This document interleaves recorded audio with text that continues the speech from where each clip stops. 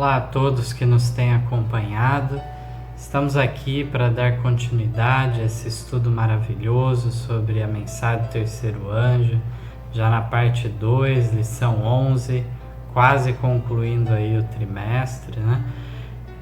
Não percam, né, as duas últimas lições, que serão muito especiais, se tratando do anjo de Apocalipse 18, e de maneira muito clara será exposto o assunto com embasamento bíblico e no espírito de profecia de maneira maravilhosa, né? Nós sabemos que é um assunto muitas vezes polêmico no meio adventista, com teorias das mais diversas, mas devemos então estabelecer um posicionamento bem claro em relação a isso, com assim diz o Senhor. Então, no tema que nós estamos nessa lição, temos aqui uma continuação do tema do selamento. Já as perguntas anteriores colocaram alguns fatores mostrando então que estamos vivendo no tempo do selamento. Temos aí a comprovação então que pessoas morreram já seladas no grupo dos 144.000, como é o caso da irmã Elvira Hastings. E temos agora na pergunta 9, uma pergunta muito especial, que fala justamente da profetisa. Ellen White tinha esperança de fazer parte do grupo dos 144.000, mesmo que viesse a falecer? Então aqui no Primeiros Escritos, página 40, temos o seguinte texto: pedi ao meu anjo assistente que me deixasse ficar ali. Não podia suportar o pensamento de voltar a este mundo tenebroso. Disse então o anjo: deves voltar, e se fores fiel, juntamente com os 144.000, terás o privilégio de visitar todos os mundos e ver a obra das mãos de Deus. E no segundo texto, está no Mensagem Escolhidas, volume 1, página 55-56, declara assim: talvez eu viva até a vinda do Senhor. Se assim não for, porém, confio que seja dito a meu respeito: bem-aventurados os mortos que desde agora morrem no Senhor. Sim, diz o Espírito, para que descansem dos seus trabalhos e as suas obras os sigam. Apocalipse 14:13. Então nós vemos aqui nesses dois textos uma comprovação. No primeiro texto, já lá no início do ministério de Ellen White, foi orientada a ela que se ela fosse fiel, ela participaria, tomaria parte nesse grupo especial. E então, nesse segundo texto, ela fala da condição dela de talvez não estar viva na volta de Cristo em glória, porém, ela então fala de ser dito a respeito dela as palavras de bem-aventurança dirigidas àqueles que morrem desde agora. Desde quando se refere a isso? Nós bem sabemos que Apocalipse 14, 9 a 12 vinha falando justamente da mensagem do terceiro anjo. E aqui então, para fechar o assunto, é dito então desses que morrem debaixo da mensagem do terceiro anjo, tendo alcançado esse tempo, alcançado também o conhecimento devido sobre o sábado, o santuário. Estes então também fazem parte do grupo dos 144.000, que nos textos fica bem claro que se refere àqueles que morreram na mensagem do terceiro anjo. É isso que nós vamos ver em seguida.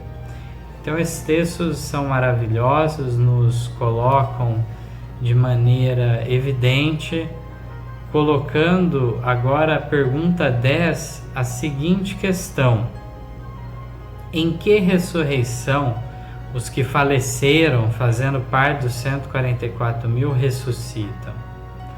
Nesta ocasião, que classe de ímpios também ressuscita?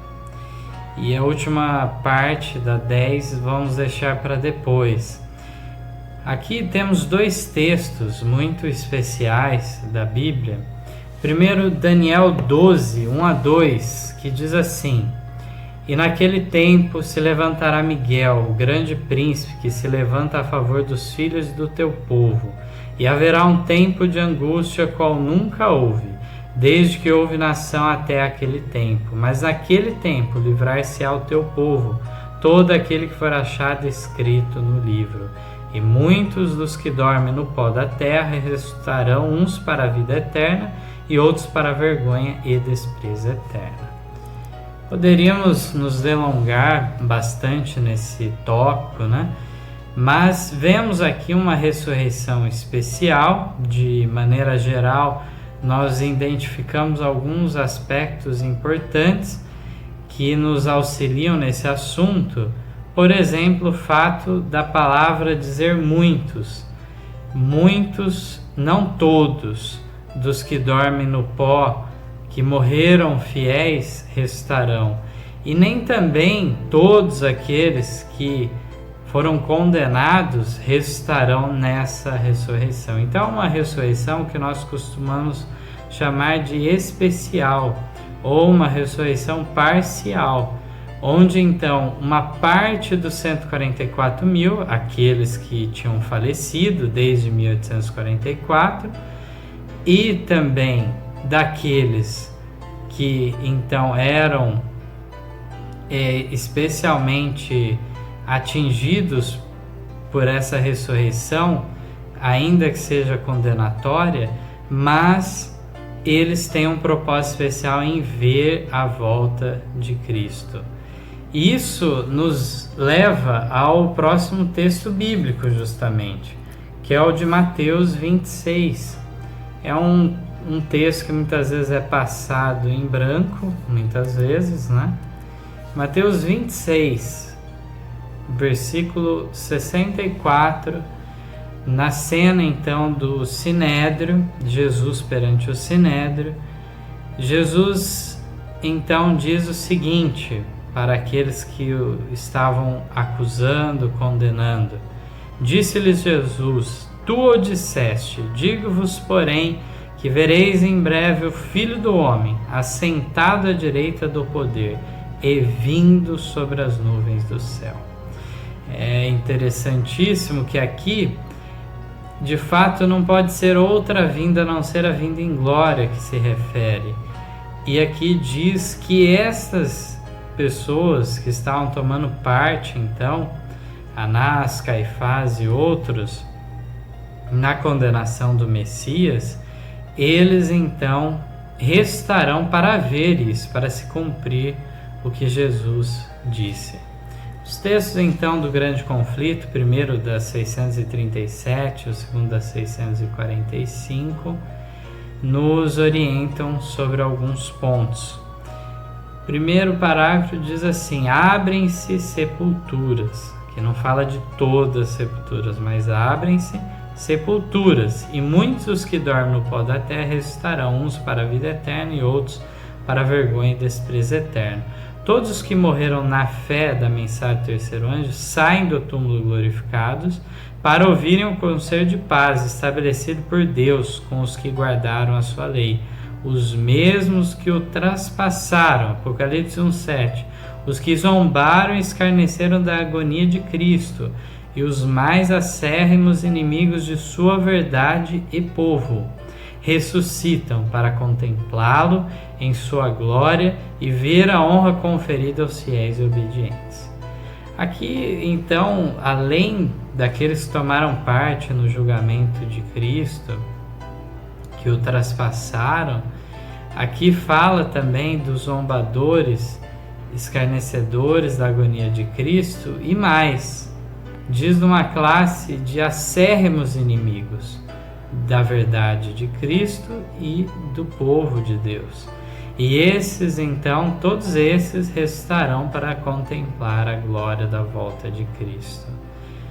E o texto seguinte, o segundo parágrafo, ele responde à última questão da 10, que é na ressurreição parcial e especial os justos tornam-se imortais, ou isto só ocorre na vinda de Cristo? O texto da Pena Inspirada de Ellen White declara: os justos vivos são transformados no momento, num abrir e fechar de olhos. À voz de Deus, eles foram glorificados, agora tornam-se imortais, e com os santos ressuscitados são arrebatados para encontrar seu Senhor nos ares. Então essa classe que ressuscita à voz de Deus na ressurreição especial, essa classe então não ressuscita imortal, mas glorificado. Aqui o texto fala que sim, no momento da vinda em glória, aí sim tornam-se imortais. Mais detalhes ainda teriam para ser ditos sobre esse assunto. Aqui a gente está fazendo um breve resumo, né? Os textos confirmam também, seja na Bíblia, seja no próprio Grande Conflito, que essa ressurreição especial, parcial, de fato se dá da 6ª para a 7ª praga, né?